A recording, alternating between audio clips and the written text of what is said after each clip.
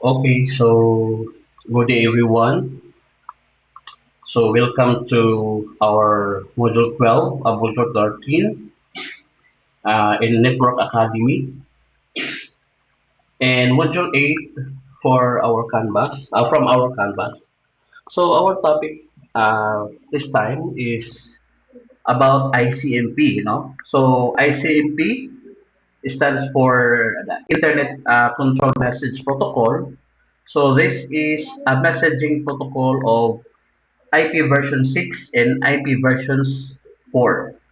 Okay, so here are the objectives no, of the ICMP. Um, this objective is for use various tools for testing network connectivity. After all, they configured everything for all the hosts and all the intermediary devices. Specifically, ICMP messages were explain how this protocol tests our connectivity or network connectivity.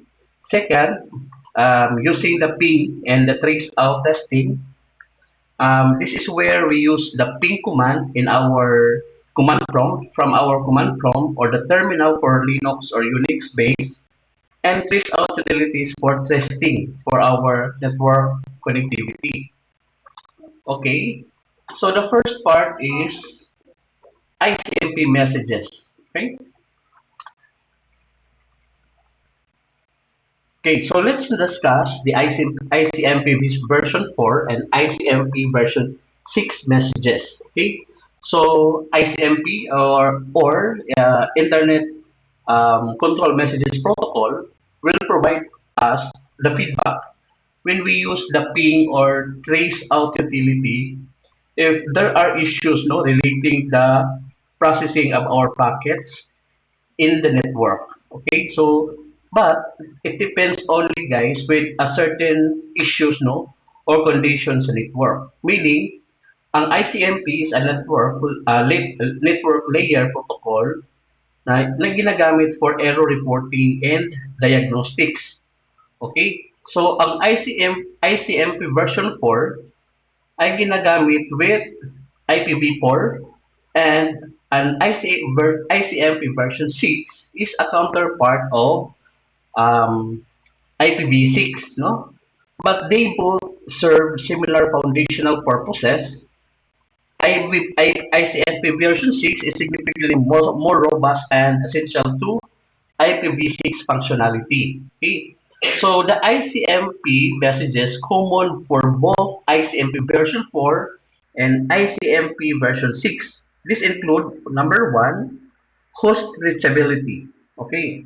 So when we say host reachability, this is the echo request or the echo reply. So the purpose of this is to test if our host is reachable across our IP network.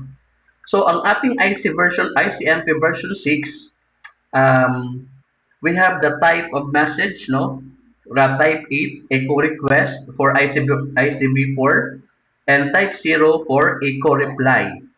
For ICMP version 6, there are two also types of echo. So we have the type 128, which is echo request, and the type 129, which is echo reply. Okay, so this is how host reachability works, no? Of ICMP version 6 and ICMP version 4. Next, we have the destination or service unreachable. So, ang purpose dito um, indicates that the packet could not deliver to its destination. So ICMP version 6, version 4, this is a type 3 message. So, ang type 3 message ng ICMP version 4 ay destination unreachable. Later, guys, I will give you what are those types of messages for the version 4 and for ICMP version 6. Okay, so next we have the ICMP version 6. Ang type 1 niya, they are same with destination unreachables, no? So type 1 sa IPv6, type 3 doon sa ICMP version 4. So another thing for ICMP version 6 include similar codes such as no route to destination, communication with destination, administratively prohibited, port unreachable, and etc. So these purposes, guys, helps the diagnosing to diagnose our routing issues of um, or a firewall restriction. Okay. So again, ICMP version 4 and ICMP version 6, they have both destination and reachable, but they have different type of messages. So type 3 dito sa type 3 dito sa ICMP version 4 and type 6 type 1 for our version 1, version 6. Okay? Okay. So next message that are common for both versions is time exceeded. Okay? So the purpose of this indicates that the packet's lifetime or time to live or half limit has expired, for example. So ang ICMP version 4, sa type 11, time exceeded for ICMP version 4, ang ICMP version 6, type 3 siya, pero the same time exceeded pa rin siya. Okay? So, si type version 4, it's commonly used in a trace route to map the packet state, while the IP version 6, yung functionality niya is similar with the IP version 4, version 6, they're also using trace route. Okay? So, the useful of this, for identifying the routing loops or extensively the long paths, no? So this is again yung ICA version 4, uh, ICA version 4 type is ang host reachability niya 8.0, which is 8 is echo request, then 0 is echo reply. Okay? So, kung destination unreachable siya sa ICMP version 4, type 3. So, this includes codes for network, host, and port issues. Sa time exceeded, so, type exceeded siya. So, ang type niya dito sa ICMP version 4 is 11, which is TTL expired in transit or during reassembly. Okay? Okay, so this is the difference between those messages and what are those common messages for ICMP version 4 and version 6. But they have different type number. There are the same description, but they have different type of number of messages. Type number of messages. Okay, so let's go to host reachability. Again, in terms of host reachability, yung ICMP echo message can be used to test the reachability of the host on an IP network. So meaning the local host sent an echo request, for example, as you can see here in our diagram, the host 1 or the host IP, which is 192.168.10.1 prefix 24, initiates the ping para makita niya yung host 2, which is 192.168.30.1/24. Okay. So, isi-send niya yung ICMP echo request message, and this message travel through, so ilan yung mga intermediate routers dito para ma-reach lang yung host 2 natin. we have switch 1, then we have the router 2, router 1, then proceed to router 2, then router 2 to switch, no? Okay, ayan.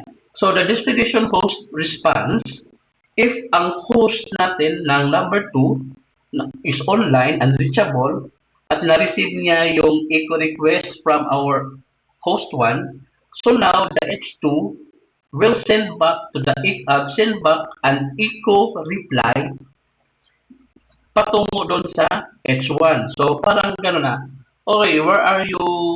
192.168.30.1. So if you are online, oh, yes, I'm here. So I will send you now a packet that I am there. Okay. So this confirms that the host 2 or a computer number 2 is received or is active and the network path is functional. So in this demonstration, the concept of this is ICMP protocol. So ang ICMP protocol, again, it's used to diagnose or error reporting of our IP networking or IP network. Then our echo request and reply, this is the core mechanism for testing the host reachability using the ping command. Okay? And then within the network, it confirms that the packets can travel from the source to the destination and back. Okay, so that's the network connectivity. So what is the troubleshooting tool, no? So ang troubleshooting tool, it helps us if kung ang host is down and or unreachable siya or there is a routing issue. Yan. So pwede natin gamitin ang troubleshooting tool. Okay? So next, destination or service unreachable. Okay, dito, we have uh, different types no, of messages. So for ICMP version 4, message types, so kung type 0 siya, ang type 0, the name is echo reply, and the description of this is if we send a response to an echo request used by ping. So it indicates that the destination is reachable. Okay? So kung type 3, so 0, 3, then sa type 3, yung name niya is destination unreachable, meaning it indicates that destination is unreachable from various reasons. Okay? Kung type 4, okay, so yung name niya is source quench or depreciated. So yung description niya, used to signal congestion or how or now obsolete, no? Then number 5, type number 5 is redirect message. Redirect message. It informs a host of a better route for sending packets. Then echo egg 8. So this is the reply or echo request. Echo request. So it sends to test the reachability of the host used by the ping. Okay. And then type number 9 is router advertisement. Okay. So it advertises the presence of the router and it's rarely to ginagamit sa ICM version 4. For um, okay, so for type number 10, yung name niya sa type number 10 in ICMP version 4 ay router solicitation. So this request, so meaning ang request niya sa routers to generate advertisements. Okay? So up to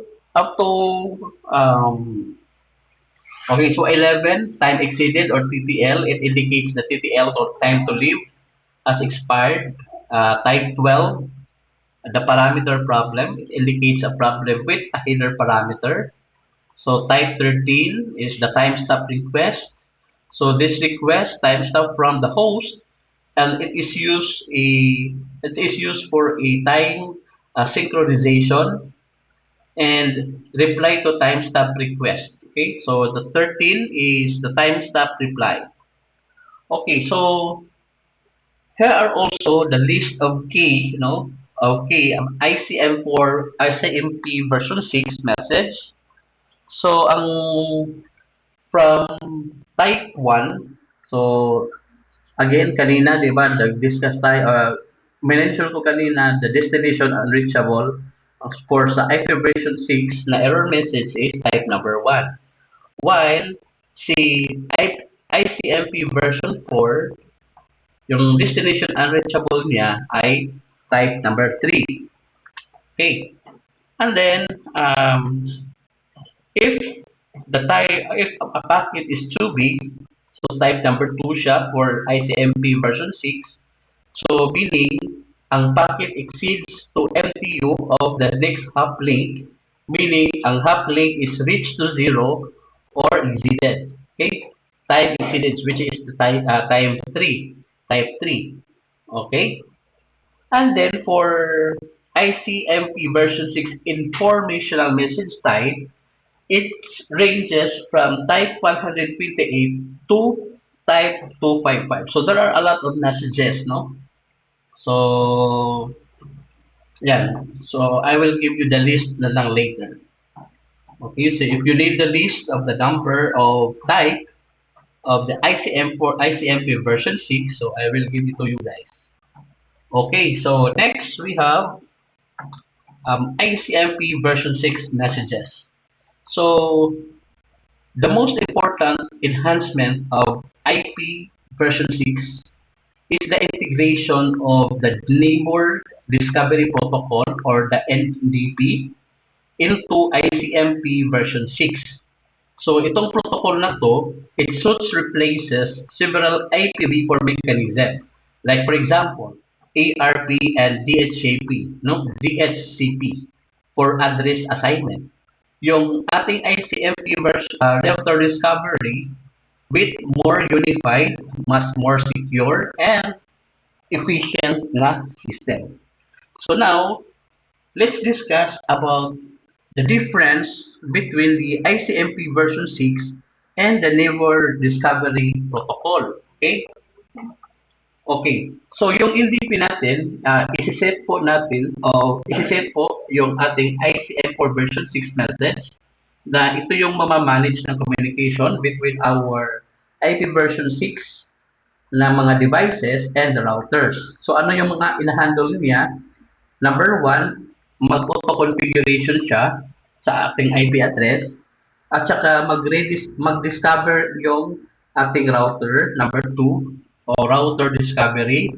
And then, yung address natin, the address resolution also, hinahandle din ng ating NDP.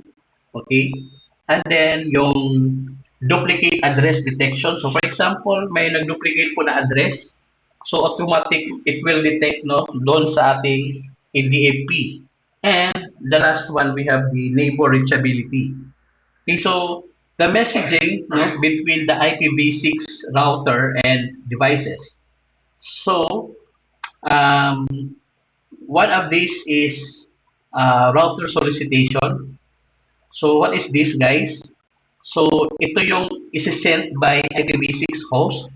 So, mag-a-ask yung router to send the router advertisements immediately, no? Instead of waiting for periodic ones. So, when a device first connects to the network and wants to learn about the available routers and prefixes. So, ito yung RS na uh, mechanism. For RA naman, for router advertisement, so again, isi-send by IPv6 routers and then it provides the network information to our host. Ano yung mga pinoprovide niya? Number one, we have the prefixes para sa ating address auto configuration or tinatawag nating SFAAC or SLAC. And then it provide also the default address or default gateway address. And It also give us or provide the DNS server information via RDNSS option. Okay, so this enables the stateless address auto configuration of the Slack without needing DHCP version 6. Okay, so these messages support address resolutions and ensure the uniqueness of our IP addresses. So parang wala na siyang magiging conflict na IP, di ba? If we implement this mechanism, no? So by using the neighbor solicitation, it's sent by IPv6 devices. So ang neighbor solicitation, ang purpose niya, i-resolve niya yung mga link layer, like for example, MAC address or a neighbor, MAC address of a neighbor, i-replace niya yung ARP. Okay. And then yung another purpose is to verify the neighbor reachability, and it performs duplicate address detection or that before assigning the address. Okay. Okay, so that's how neighbor solicitation works, no? In IPv6 devices. Okay, so when a device gustong i-communicate with another one on the same link, no? Or i-check yung IP address if kung nagamit na siya, okay? So ito yung mechanism ni neighbor solicitation sa IPv6 devices. Okay? And the last one, we have the neighbor advertisements or neighbor advertisement messages. Meaning, yung mechanism din niya, sent by IPv6 devices in response to neighbor advertisements. Okay, so anong purpose dito? Magbibigay siya ng request na MAC address. Another, it indicates address ownership and confirm reachability. So this mechanism completes the address resolution process, or it confirms that the device is still reachable po siya. Okay? So there's a note here. Ang ICMP or neighbor discovery also includes the redirect message when which has a similar function to redirect messages used in ICMP version 4. Okay.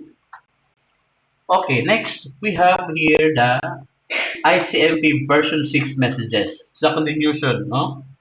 So, yung RA messages, no, isi-send natin sa IPv6 enabled routers for every 200 seconds to provide addressing information to our IPv6 na enabled host. Okay? Then, ang RA message can include addressing information for the host, such as yung mga prefix length, prefix, mga DNS address or domain server address, domain name server address, and domain name. Okay? So, yung host using the stateless address or Slack auto configuration will set its default gateway sa ating link local. This is for IPv6 guys ha. Meron link local of our router that sends to RA, no? So, as you can see here in the diagram, it illustrates that the IPv6 Neighbor Discovery Protocol or NDP, um, the router advertisements or RA message, ginagamit siya para sa stateless address or Slack, no? Sa stateless address auto configuration. Okay? So, it shows that our router 1 has two IPv6 address. Ito yung global unicast address or yung ating 2001 colon DB8 ACAD colon 1 colon 1 slash 64. Yung ating link local ay FE80 colon 1. This is used for a local communication. So next, as you can see here, the PC1, ang PC1 natin ay yung host computer natin. it is connected now to the same network segment via switch. So, connect po tayo, yung ating PC1 connected to our switch, and it receives the configuration information from our router. So, bakit? Ano yung switch? So, si switch lang ay nag-facilitate siya sa dalawang layer na connectivity between the router 1 and our host, no? Which is our PC1. Okay. So, yung RA message niya or router advertisements from the directions of the router 1 to our host, which is our PC1, provides the network configuration information, including we have the prefix of global IP address or global unicast address or GUA. Okay. So, then our default gateway, okay, which is the router address. Okay, so the default gateway of always, if you want to connect the internet, don't forget that the default gateway of your addresses or your IP configuration must be the IP address of our router. Okay. Then plugs, so it indicates whether our slot in DHCP version 6 or both, no? Yan. So, mag-auto configuration siya by using Slack. Okay? So, yung PC1 can automatically generate its own IPv6 address using advertised prefix and its interface identifier or EUI, no? EUI. Okay. So, again, what this demonstrate, ang concept niya, stateless auto configuration, RA message role, may link local communication, plug and play networking, no? Kasi auto-config po siya. It automatically reconfigure and join the network. Okay? Okay. So, ayan, guys. So, IPv6, back to the RS message. So, ito yung sinasabi ko kanina. Okay. Next topic, we have the ping and trace route test. Okay. So, to ping or test connectivity, so again, what is the ping command? No? Ang ping command is our network diagnostic tool. Is used to test whether our specific host is reachable across our IP network. So it works by sending our ICMP echo request messages and it's waiting for ICMP echo reply message. So again, ang IPv4 uses ICMP version 4 and our IPv6 uses ICMP version 6. So this how it works, no? How it works these two messages. So yung it sends our ICMP echo request. So the source host sends an ICMP echo request to our destination IP address. And then this message asks also, are you there? And our ICMP echo reply, received our ICMP echo reply kung ang destination is reachable siya and responsive.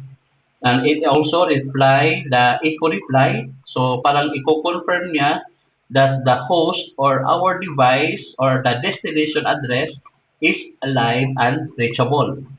Okay? So, by display results, the using ping utility, no? So, the number of packets sent and received, the packets lost, if any, then the round time trip or RTTT, so which is the statistics or the minimum, maximum, and average time or RTT statistics. So, yung timeout, ping first and ping delay, kung hindi siya nag-reply, if no reply is received, within a set. So, time out period, usually 1 to 4 seconds siya. Yung ping reports timeout is our request timeout message. So, first, ping timeout is common because if sa an IPv4, ang ating host must first resolve the destination and the MAC address using ERP. So, ang IPv6 uses neighbor discovery via network solicitation and network advertisement. Okay? So, here's the example, no? Ping 192.168.20.1. So, if delay po siya, yan, the sequence port ICMP sending 5 packets, 100 byte ICMP echoes to 192.16 is the 20.2 timeout is 2 seconds, no? Yan. Okay. So next is the ping loopback. Okay. So ping loopback address is a simple, no, but powerful way of to verify our IP stack. Okay. Kung ang this is functioning siya or correctly on the local machine. Okay, so ano kaya tong loopback address, guys? So yung loopback address, no, ay a special IP address na nirefer ng ating local host or itself, local host itself. So ito yung ginagamit para i-test niya yung internal network components of that device without sending packets sa ating physical network. Okay? So yung loopback address is a special IP address, no, na ginagamit, no, for our local host, no. Then the protocol loopback address ay IP sa IP ang loopback niya address is 127.000.0.0.1. This is for IP version 4 protocol para i-test niya yung stack on local host.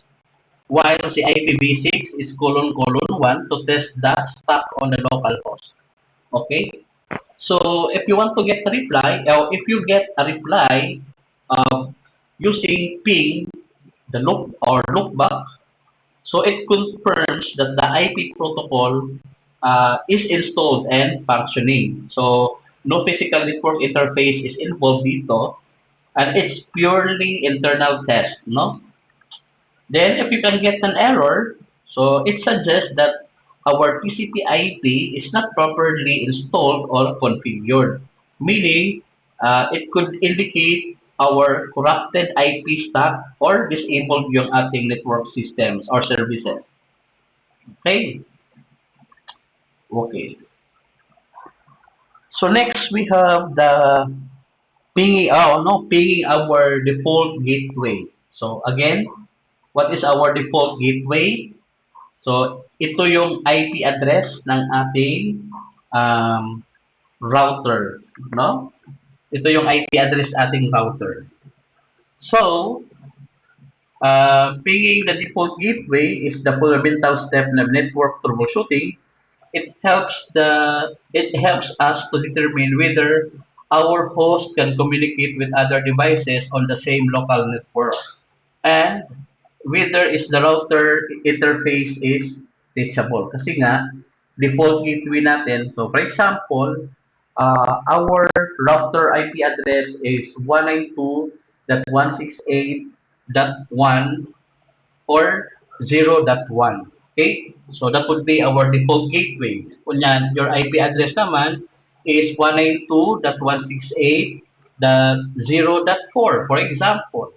Then you have the default subnet mask is 255.255.255.0. So it can connect, no, or you can access the um, router, no, or you can also connect to the other network.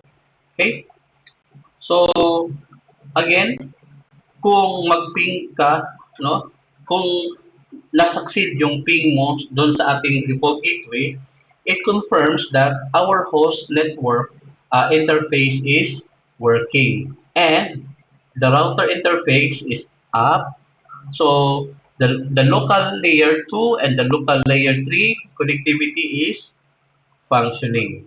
Kung yung ping fails, okay? So, possible dito ay ang ating router is down or the host is incorrect IP configuration, meaning mali yung gateway mo, mali ang paglalagay sa ating default gateway, and then ang physical or layer 2 issue, for example, yung sira yung cable or mga switch port, di ba? Sira. So, hindi ka talaga makaka-connect doon sa ating router. Minsan, yung firewall no, ng ating host or security settings is blocking up our ICMP. Okay? So, yun yung mga uh, sometimes issues, no? So, for example, assuming that our default gateway is 192.168.1.1, okay? Then, what to do kung nag-fail siya? Kung ang default gateway doesn't respond. So, ping another known good host on the same subnet. So, meaning you have to look for another PC or a printer. If it also fail the same way, so the host network adapter, you have to check it. The switch or the cabling is maybe mali yung configuration or yung color coding ng cable or misconfiguration yung ating IP address. Okay. So, yun yung mga issues, no? If you cannot reach the router, okay? Or the default gateway. So, default gateway po siya sa ating in-device.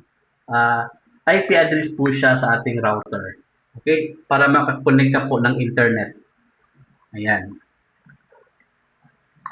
Then, magpiping po tayo ng remote host. Meaning, in this scenario, it is tawag dito, setup, there are different networks. Then, from this network, no, you ask for request, no, or look for a destination address from the other network. Okay. So again, in being a remote host is a valuable way to test the end-to-end connectivity across the entire network, meaning there are multiple interconnected networks such as internet. Okay. So, okay, what does it mean, no? To ping our remote host. Again, when you ping a remote host, for example, our remote host is 8.8.8 or yung www.google.com. So try to check, no? Let's check yung IP address ni Google. Okay? Okay, Facebook lang. CMD. Okay? So we have to ping our www.facebook.com. So this is another network over the internet. So makikita natin dito yung global IP address niya. Ang global IP address ni Facebook ay 163.70.131.35. So, is sent 4 packets, and na-receive din 4 packets, lost 0. Then, the minimum TTL niya is 7 seconds, and the maximum is 10 milliseconds, and average is 10 milliseconds. So, ang bilis po ng ating internet. Okay?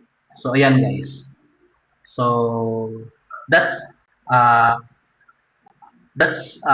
how we reach our what our host, no, other host sa ating server ng ating Facebook, for example. Kung na-reach yung ating default gateway, matraverse yung intermediate routers natin or hubs, so it can successfully reach our destination host sa ating different network. Kung ang ping na succeed, it confirms that our local network configuration is correct.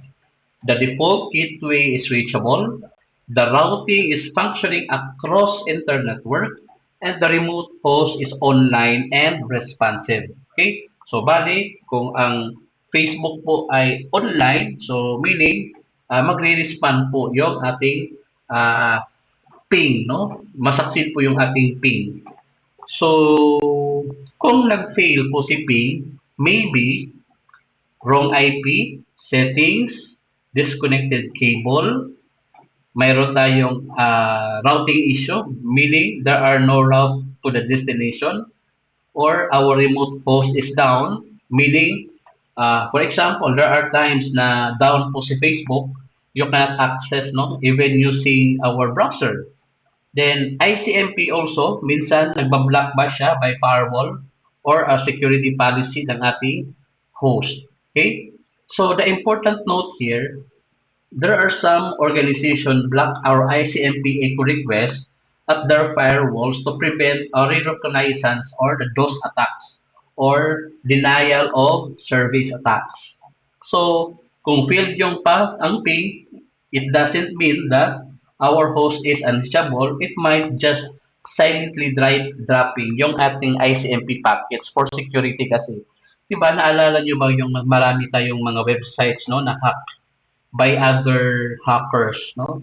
There are websites ng government, websites ng private schools na nahack po or na tawag dito na tawag ransomware, for example, uh, ano pa yung ibang ano, na kukuha yung mga credentials ng mga data, so nag-leak yung data, meaning um, weak po yung ating firewall, no? Ng kanilang system, no?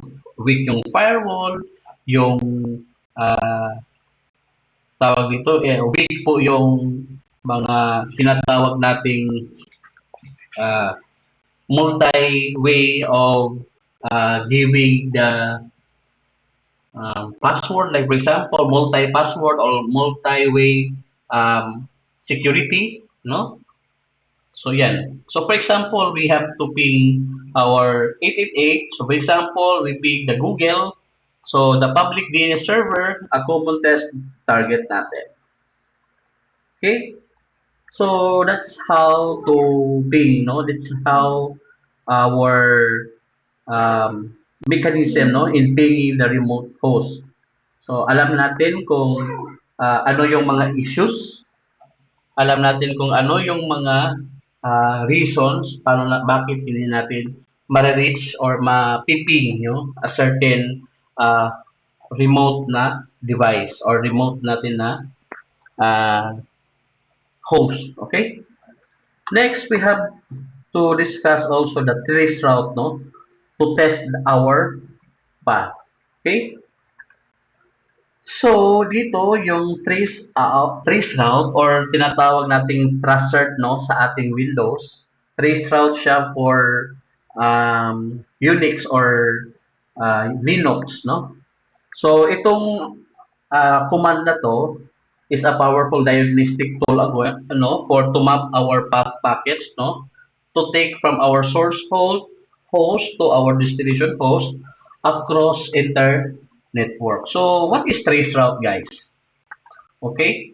So, ang traceroute is a network utility na naghahandle, no, to test the path between our two hosts and identifies the hub, which is our router along the route, and it measures the round trip time or RTT for each hub, and it also helps us to diagnose kung saan na-delay or na-failure yung ating network or na saan na failure nag-occur sa ating network. So, how no our trace out works. So, for example, we send a package with increasing TTL of IPv4, meaning nag-increase po tayo ng time to live ng IPv4 or yung ating hop limit sa ating IP version 6. Okay, so the first packet sa ating TTL ay is equals to 1. and then it reaches the first router. Kung ang re- kung ang re- kung nag-reply siya within time exceeded message, yung second packet now has uh, give us 2, no? It increase 1. So meaning our next TTL is 2. Meaning it reaches to the second router na naman and so on. So each router along the way, so the path sends back to our ICMP or ang time exceeded message kung ang destination is reach, o it reach, no? Kung nag-reply siya with an ICMP echo reply or kung ang minsan yung ang port niya ay unreachable message. So it shows that the list of routers hubs between the source and the destination. So the round trip time for each hub usually known as milliseconds. Okay, so yan. Kung asterisk naman, it indicates no response, no, from the hub, no, from that hub, or meaning the packet drop our ICMP also blocked. Okay. So sometimes also the possible firewall is possible or our rating and limiting on the route on that router. Okay. So for example, in the Windows, we will research or TRACERT. So try natin guys. Uh, so trace route natin si Facebook. Trusted po siya kasi Windows po tayo. Trusted www.facebook.com. Okay. So tingnan nyo guys. So 1, then 3, 1 millisecond, 2 milliseconds. So yung 192.168.1.1. So ayan yung na-trace po niya. So ayan yung dinaanan, no? Hanggang makuha niya yung facebook.com. So dami niyang dinaanan, no? So from first, okay. So yung path discovery, yan, yung list of routers hub between our source and destination. Then the round trip time. Ito yung mga round trip time natin. It shows the latency of each hop. So, nakita niyo yung so wala dito yung asterisk, no? Kasi may response naman siya. So, kung block po yung IP, block po siya Facebook, so it will give us asterisk feedback. Okay? So, since si Facebook ay online, so ito yung mga dinadaanan natin, no? To reach our destination. Okay? Ayan. So una, dumaan po tayo sa ating router. Ang ating router ay 192.168.1.1. Then, i-convert po niya by using NAT or network address translation. So, it converts 100.69.0.1. Then, nakikita niya yung static PLDT.net, which is our ISP or Internet Service Protocol, a provider, I mean. So, ito yung IP address niya. Then, static PLDT.net, hanggang nakita niya si mml.fbnw.net. Ito yung IP address niya. So, ayan. So, by using tracer function, tracer command sa ating command prompt, so it can trace, no, saan dumaan yung ating packets before it reaches facebook.com. So, ayan guys. So, the first message, no, send the trace route will give us the TTL field value of 1. Tingnan nyo, field value of 1. The closest TTL time, the first router, which is our first router is 192.168.1.1. So the router responds with ICMP version 4 time. So it gives us the time. Unexceeded message. Yan. Okay? Yeah. So that's how trace route to test the path, no, of our network. Okay? Ayan. Okay. So, okay. So, ayan, na-discuss na po natin yan. So, trace route. So, for example, no, dito sa ating figure, try to check our figure. So, dito, yung ating 10.0.0.1 since, wait lang. Trace route 192.168.1.2. So, yung TTL niya is equals to 4. Ayan, so tingnan natin. 1, 2, 2, 3, 4. Ayan, kita natin yung ilan yung dinaanan niya. Ano? Ayan. Okay, so in her Network Academy, I want you to practice or look for a activity, no, na packet tracer dun sa ating module 13. Okay? Ayan. So, what did we learn from this module? So, the purpose of our ICMP messages is to provide the feedback about our issues related to the processing of our IP packets, no, under certain conditions. So, the ICMP messages common to both ICMP version 4 and ICMP version 6 ay ang host reachability, yung destination or service unreachable, and time exceeded. So, yan yung mga messages, no, na common yung ICMP version 4 at saka ICMP version 6. So, the messages between our IP version 6 router and our IPv6 device, including dynamic address allocation, by including the it includes our IRS or yung solicitation natin at saka uh, yung advertisements, no?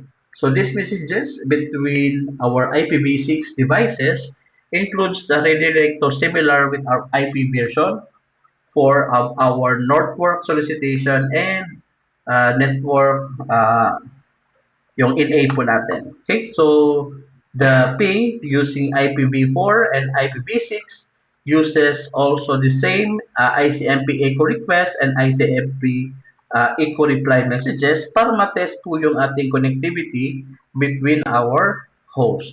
So the ping can be used to test our internal configuration of our IPv4 and IPv6 on our local host.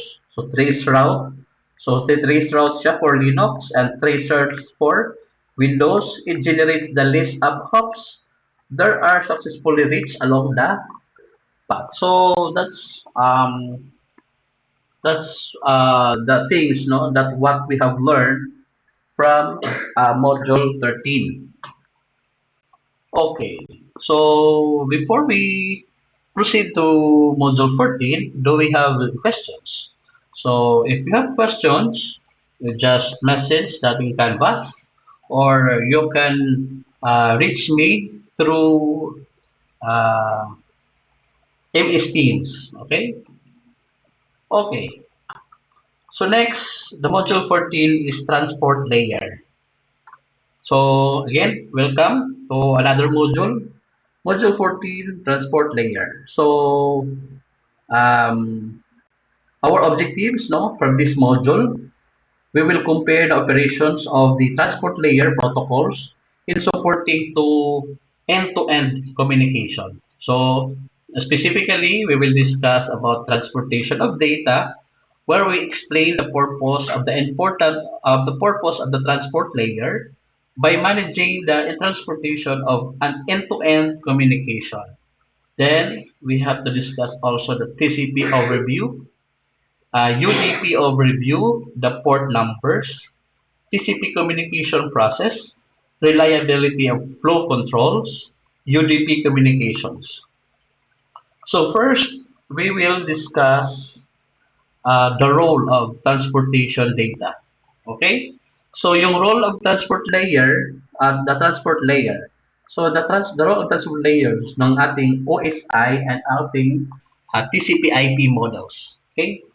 So ang transport layer, which is our layer 4 sa ating OSI model, it acts the critical intermediary between our application layer. Okay? So si layer 7 and our network layer, networks application layer, which is the layer 7, and our network layer, which is our layer 3, it ensures that the data is delivered reliably, accurate, and its correct sequence, no, between applications and ating different hosts. So yung responsibilities niya dito, yung logical communication between our application. So para ma-establish yung logical niya, end-to-end connection between our software processes, like for example, our web browser and server. So para ma-enable yung multiple application para magamit yung network simultaneously without interference, no? Interference. And also, it also give us multiplexing and demultiplexing, meaning it uses port numbers to distinguish between the different application services on the same device. Like for example, we will use HTTP, no, by using port 80. Okay. Another, we have HTTPS using port 4043. Our SMTP uses port 25, no? So that's how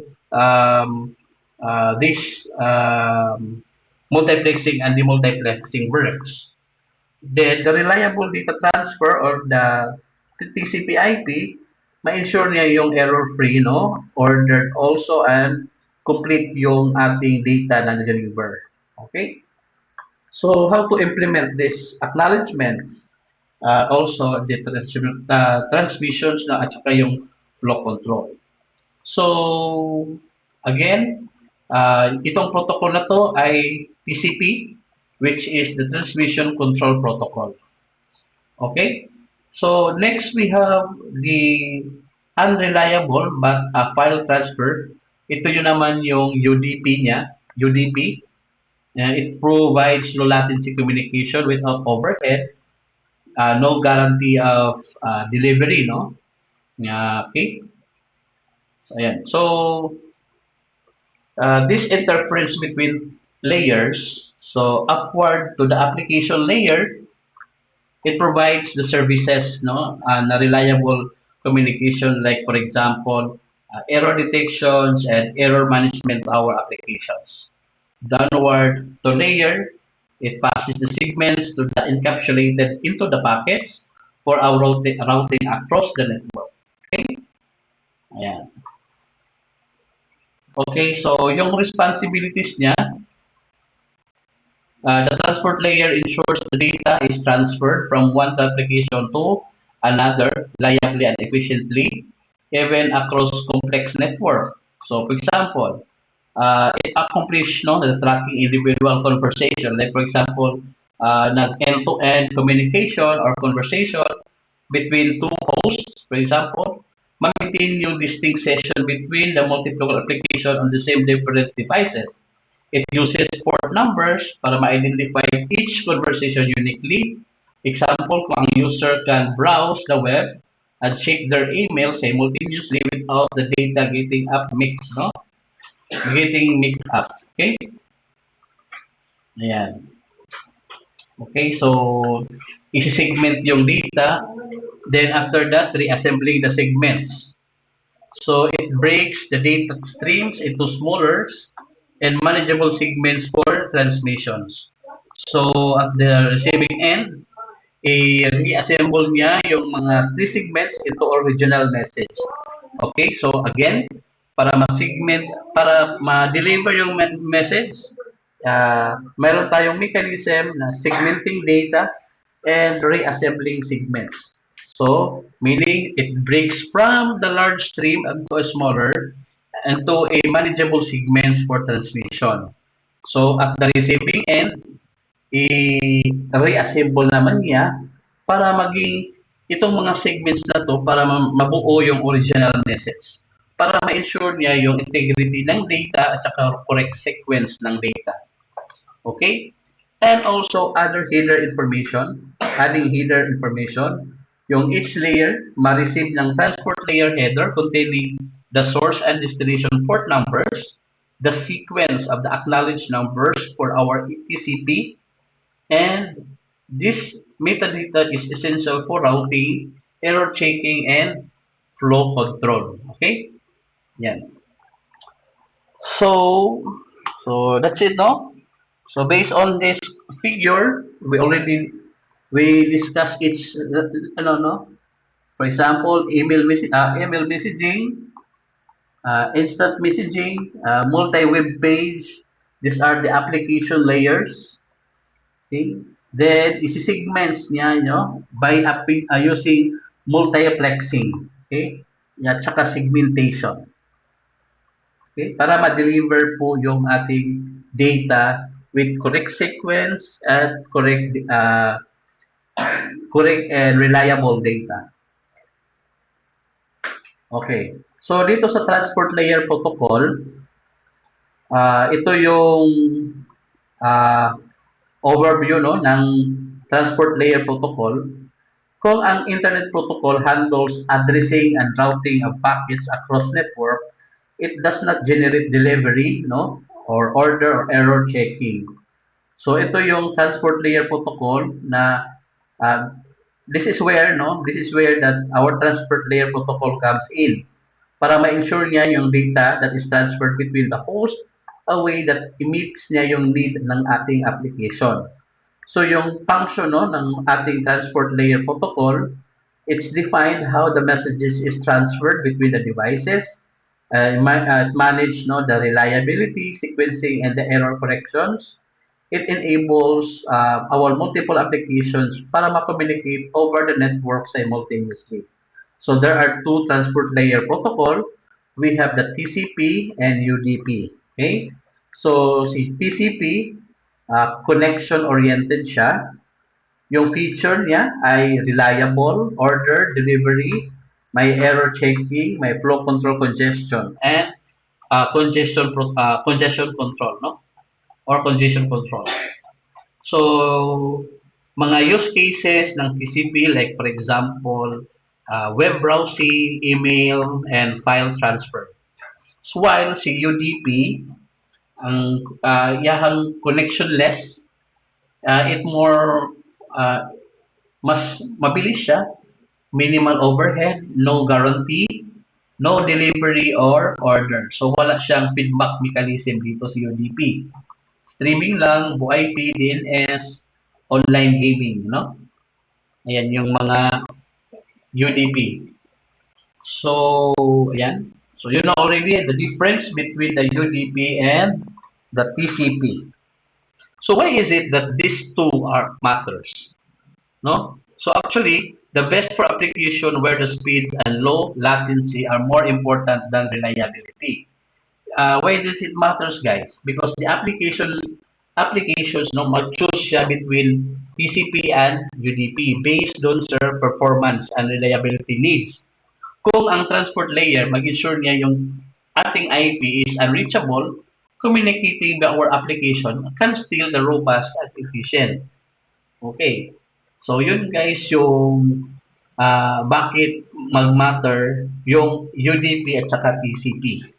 So depende sa ating application, no, kung ano yung speed or performance na need ng ating application.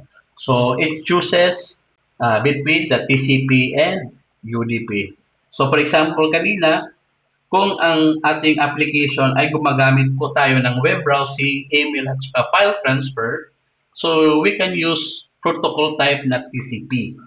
Kung ang streaming lang, YouTube for example, VoIP, DNS, mga online gaming, yung connectionless niya ay UDP. Okay? For example, online gaming ay Roblox, no? Mostly ito yung ginagamit sa anak ko. So, parang na ano na siya dito na very um, na expert na siya dito sa online gaming na to. Okay? Okay, so next we have transmission control protocol. Okay, again, our TCP provides reliability kung how the control TCP/IP, how the flow. TCP provides reliability and flow control. No, TCP basic operations are numbers and track data segments transmitted to the specific host from the specific application. Okay, so acknowledge the received data. Mayroon siyang feedback mechanism si TCP. I-transmit niya or unacknowledge the data after that certain amount of time, sequence data that might have a wrong order, and send the data at efficient rate that is acceptable by the receiver. So CUDP naman, it provides the basic function for delivery diagrams between the appropriate applications with a very little overhead data checking. CUDP is connectionless protocol. UDP is known as the best effort delivery protocol because there is no acknowledgement and the data is received at the destination. Okay? So, di natin alam dito kay UDP kung nare-receive ng data or wala kasi nga wala siyang feedback mechanism. There is no acknowledgement. Okay? Okay. Okay, next. So, UDP, na-discuss na po natin yan. The right transport layer protocol for the right applications. So, na-discuss natin kanina kung ano yung dapat nating, so depende doon sa application, no? Kung VoIP or mga DNS, so doon papasok si UDP. So, yung mga HFTP, like for example, email or mga World Wide Web, mga web browsing na siya, okay? So, it gives us acknowledging the data. It gives acknowledgement of the data. Or resend the loss of the data, for example, so meron siyang ang TCP, meron siyang acknowledgement. While CUDP, there is no acknowledgement. Okay? So, ano yung difference niya? Okay, so TCP overview. So ito yung features ni TCP or Transfer Control Protocol. It establishes a session, meaning TCP is connection-oriented protocol that negotiates, establishes the permanent connections or session between the source and the destination devices prior to forwarding any traffic. Next, we have to ensure the reliability delivery, meaning there are many reasons. For many reasons, it is possible the segment to become corrupted or lost completely. Okay, so as it's transmitted over the network, the TCP ensures that each segments can be sent by the source arrive at the destination. So next, we have to provide same order delivery because the network may provide multiple routes that can have different transmission rates. So the data can arrive in a wrong order. So supports flow control, no? The network host has limited resources.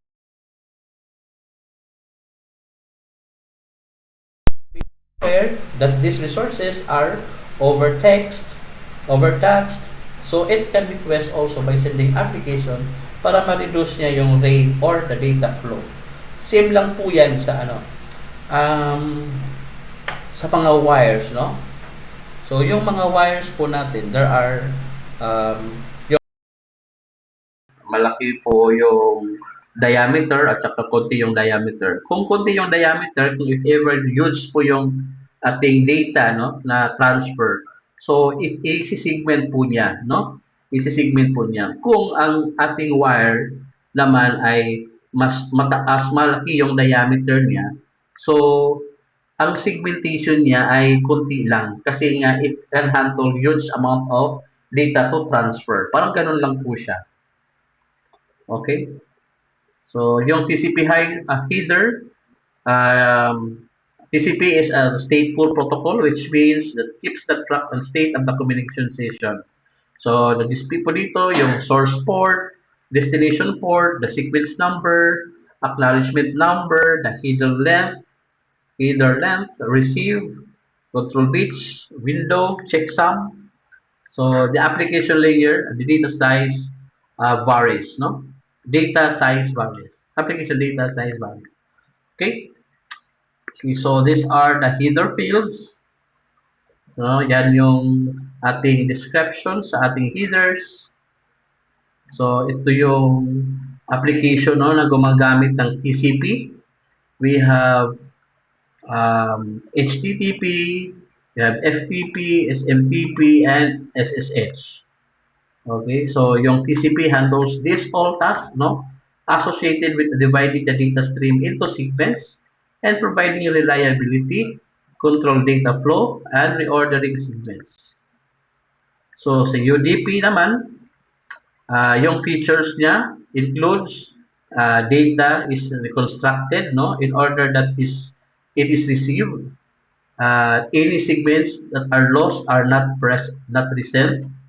So kung nawala yung data niya, nawala yung for example, hindi siya na-receive no na data, so hindi siya magre-resend no. While si TCP para ma-ensure niya yung data na i-transfer, if ever mayroong acknowledgement ma-receive, so oy hindi po na-receive or kulang po yung data, then automatic si TCP magre-resend po siya. Unlike dito si UDP pictures, hindi po siya nagre-resend, no? Because there are no acknowledgement, no? There is no acknowledgement. So there is no session establishment and the sending is not informed, no, about the resource availability. Ayan. So ito yung header ng UDP. There are only 8 bytes. Okay? Ang nandito lang niya ay source port, destination port, length at saka checksum and application layer data. Okay? So yung mga fields, ito yung descriptions ng UDP held header fields. Then the applications of UDP, dami. DHCP, DNS, SMTP, TFTP, VoIP, on voice conferencing, no? So ito yung mga gumagamit na application sa UDP. So mga port numbers, there are the source port and the destination port. Mga socket pairs, ito yung mga ginagamit ng ating mga source at saka destination address. Okay? So the source of the destination and the destination ports are placed within the segments. So the segments are encapsulated within the IP packet. So yung combination ng mga source IP address ay at saka yung source port number or the destination IP address at the destination port number is known as socket, no? Yan. So ito yung socket niya. It enables the multi-processes. Okay? Yan. Okay. Port number groups, yan guys. Kung ang ating number of ports range from 0 to 1023, meaning these are all well-known ports. So, ito yung description niya. Yung registered ports from 1024 to 49,151. Yung private dynamic ports and dynamic ports is from 49,152 to 65,535. So, ito yung mga port number groups. Okay, ano na lang. So, next step. So, let's try yung ating step ng ating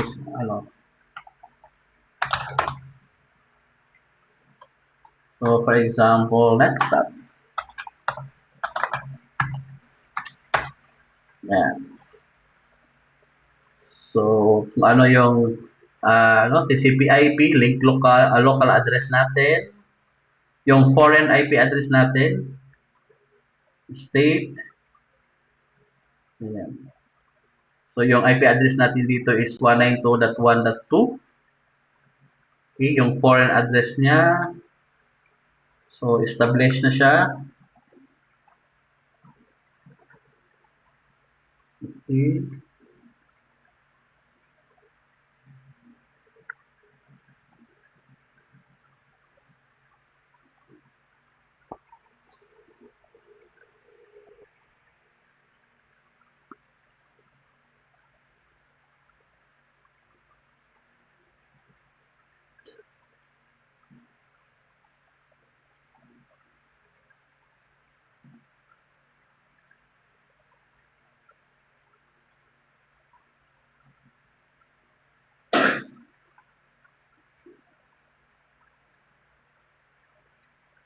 Ayan.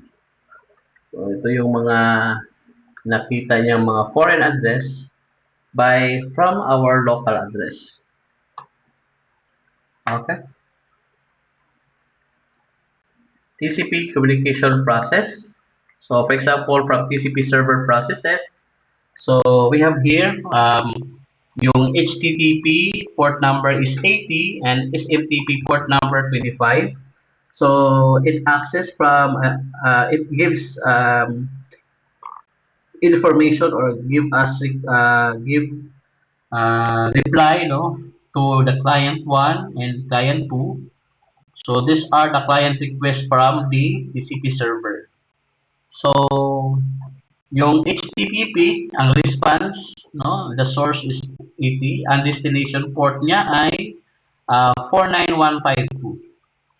So si HTTP response niya, yung source port niya ay 25, ang destination port niya ay 51152. Okay? Ayan.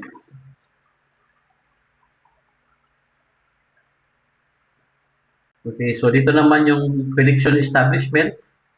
So ito yung sinasabi ko kanina, how this bakit siya yung yung sinasabi nating reliable siya kasi nga so for example no step 1 it initiating the request or the client request of the client server communication session with the server. Yeah. So for example from SYN1 to SI1 receive and then ngayon number 2 nag-acknowledge siya. So the server acknowledges to the client to the server communication session and the request a server to client communication session. And then kung na-receive na niya, mag-initiate na siya din ang client acknowledges to the server to the client communication session. Okay? So it sends acknowledgement response no to port B no the tawag dito host B no from host A to host B. Kung session termination, so when the client has no more data no pag na-send sa stream, so it send a segment with a fin flag set. So yan, send fin, yan, fin receive. So acknowledge the receive the acknowledgement from our host B to host A and then nag-send din siya ng fin. Okay? And then now acknowledge na na-receive niya yung fin going from A, host A to B. Okay? TCP as a three-way handshake analysis kasi nga parang from the host, then from a host 1, then to host 2, then si host 2 naman acknowledges to host 1, then it give us the feedback that na-receive ni host 1 to para then i-send niya dun sa host 2. Okay? So, it establishes the destination devices, the present network, and it verifies the destination device, the active service, and it's accepting requests on the destination port number that is initiating client intent to use.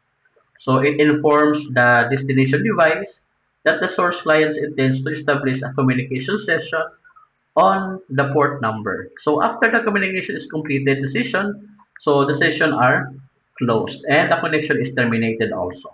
So the connection and the session mechanism enables the TCP/IP reliability function.